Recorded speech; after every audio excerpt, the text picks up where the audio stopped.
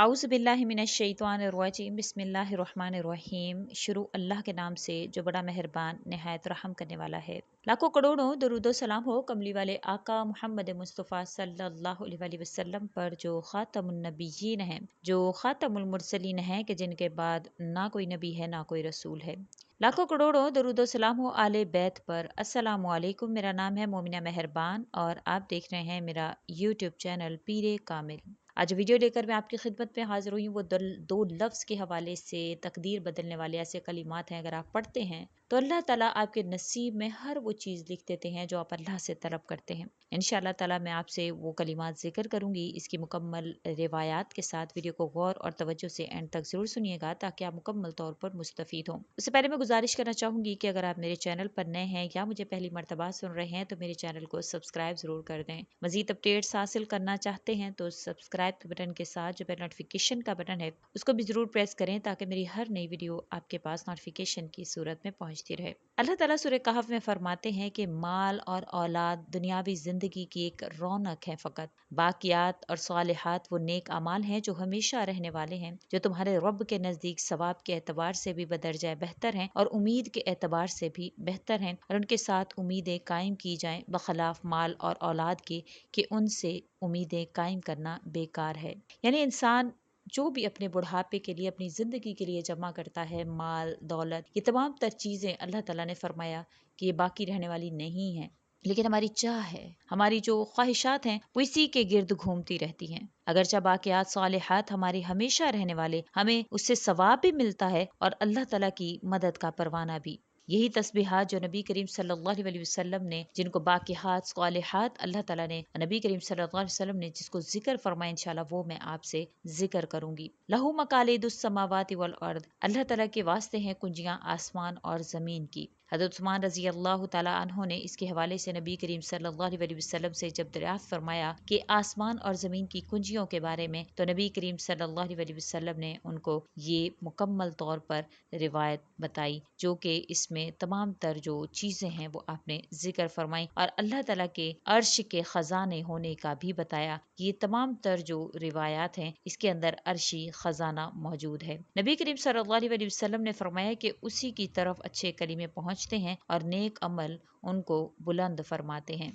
हज़रत अब्दुल्ला बिन मसऊद फरमाते हैं कि इस हदीस शरीफ में जो भी कलिमात आप सल्लल्लाहु अलैहि वसल्लम ने जिक्र फरमाए हैं, जब कोई मोमिन मुसलमान उसको पढ़ता है तो फरिश्ते अपने परों में निहायत एहतियात से इन कलिमात को आसमान पर ले जाते हैं। जिस आसमान पर से गुजरते हैं उस आसमान का फरिश्ता उस पढ़ने वाले के लिए मगफिरत की दुआ करता है, और इसकी तायद जो है वो इस आयत शरीफा से भी मिलती है, जब अल्लाह ताला फरमाते हैं कि उसी तरफ अच्छे कलिमे पहुँचते हैं। फिर जब वो कलिमा आसमान पर पहुँचता है तो वो अर्श के इर्द गिर्द एक भिनभिनाहट से, जिस पर इसके पढ़ने वाले का जिक्र भी होता है, तस्करा भी होता है, उसके इर्द गिर्द चक्कर लगाना शुरू कर देता है। नबी करीम सल्लल्लाहु अलैहि वसल्लम का इरशाद मुबारक है कि दो कलीमे ऐसे हैं जो जबान पर बहुत हल्के हैं और तराजू में बहुत वजनी हैं और अल्लाह के नज़दीक बहुत महबूब हैं। अल्लाह ताला ने इसमें जो बहुत ज़्यादा ऐसे कलिमात का जिक्र फरमाया जो अल्लाह के नज़दीक हल्के और मिज़ान में भारी हैं। हज़रत अबू ज़र रज़ी अल्लाह तआला अन्हु फरमाते हैं कि एक मरतबा नबी करीम सल्लल्लाहु अलैहि वसल्लम ने फरमाया, तुझे बताऊं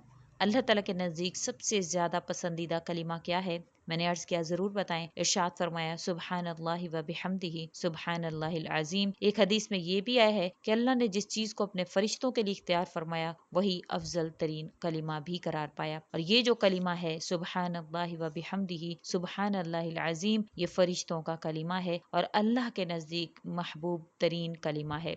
एक और मजमून में वारिद हुआ है कि मलाइका जो अर्श के करीब हैं और इनके अलावा जो तमाम मलाइका हैं वो सब अल्लाह जल्ला शानू की तस्बीह और तालील में मशगूल रहते हैं, और इनका मशगला यही है कि वो अल्लाह पाक की पाकी बयान करने और हम्द करने में मशगूल रहें। इसी वजह से जब आदम अलैहिस्सलाम को पैदा फरमाने का वक्त आया तो इन्होंने यही बारगाह इलाही में जिक्र किया कि नहनु नुसब्बिहु बिहम्दिका व नुक़द्दिसु लक, कि जैसा कि इससे पहले जिक्र फरमाया गया है कि अल्लाह ताला हम ही आपकी तस्बीह और आपकी पाकी बयान करने के लिए काफी हैं। एक हदीस में वारिद हुआ है, आसमान अजमत इलाही के बोझ से बोलता है, चिरचिराता है, जैसे कि चारपाई वगैरह वजन से बोलने लगती है, और आसमान के लिए हक है कि वो बोले کہ ہیبت کا بوجھ سخت ہوتا ہے۔ قسم ہے اس پاک ذات کی جس کے قبضہ قدرت میں محمد مصطفیٰ صلی اللہ علیہ وسلم کی جان ہے کہ آسمان میں ایک بالش جگہ بھی ایسی نہیں ہے جہاں کوئی فرشتہ سجدے کی حالت میں اللہ کی تسبیح و تحلیل میں مشغول نہ ہو۔ تو پھر کیا وجہ ہے کہ اللہ نے انسان کو پیدا فرمایا؟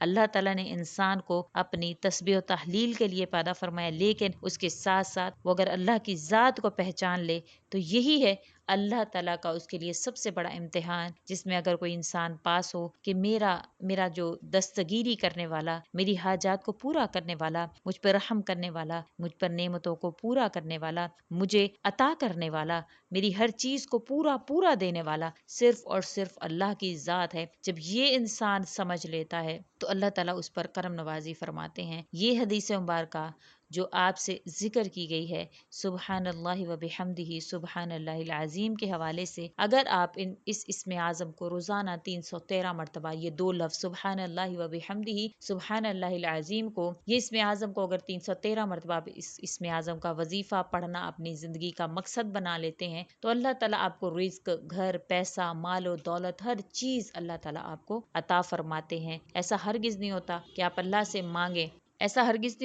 اللہ سے مانگیں، اور اللہ کریم آپ کو وہ عطا نہ فرمائے۔ تو آپ نے آج انشاءاللہ تعالیٰ اس وظیفہ کو آپ نے ضرور کرنا ہے کہ اللہ تعالیٰ کے حکم سے آپ کی ہر مراد کو اللہ تعالیٰ پورا فرمائیں گے۔ بے شک اللہ تعالیٰ نے انسان کو اپنی تسبیح و تحلیل کے لیے پیدا فرمایا اور آزمائش کے لیے پیدا فرمایا کہ میرا بندہ جو ہے وہ کیا کرتا ہے، ورنہ فرشتے ہی کافی تھے اللہ کی تسبیح و تحلیل کے لیے۔ اللہ تعالیٰ نے انسان کو پیدا فرمایا تاکہ وہ اللہ کو پہچان سکے، اللہ تعالیٰ کو جو ہے وہ اللہ کی نعمتوں کے ذریعہ، اللہ کی نشانیوں کے ذریعے سے اللہ کو پہچان سکے۔ بے شک اللہ تعالیٰ کسی کو نظر نہیں آتے، لیکن اللہ اپنی قدرتوں سے، اپنی رحمتوں سے، اپنی کرم نوازیوں سے انسان کے اندر موجود ہیں، اور اللہ تعالیٰ اپنی قدرتوں سے انسان کو یہ دلاتے ہیں یاد کہ میں رب ہوں، میں تمہارا پروردگار ہوں، تمہیں میری ہی طرف لوٹ کر آنا ہے۔ تو آپ کو جب بھی کوئی مشکل پیش آئے، آپ سبحان اللہ و بحمدہ سبحان اللہ العظیم، اگر یہ فرشتوں کا کلمہ آپ پڑھنا شروع کر دیتے ہیں 313 مرتبہ، تو اللہ تعالیٰ آپ کی ہر پریشانی کو ختم فرماتے ہیں، ہر آپ کے معاملے میں انشاءاللہ آپ کے مددگار ہوتے ہیں۔ اللہ تعالیٰ کی یہ جو پیارا کلمہ جو زبان پر ہلکا، میزان میں بھاری، آپ دیکھتے ہیں کہ بخاری شریف کا جب خاتمہ ہوتا ہے یا جب اس کو ختم کیا جاتا ہے تو اسی حدیث سے جو ہے وہ آخری حدیث وہ ہے، یہی ہے کہ دو کلمے ایسے ہیں جو زبان پر ہلکے اور میزان میں بھاری ہیں۔ تو آپ انشاءاللہ اس پر عمل ضرور کیجیے۔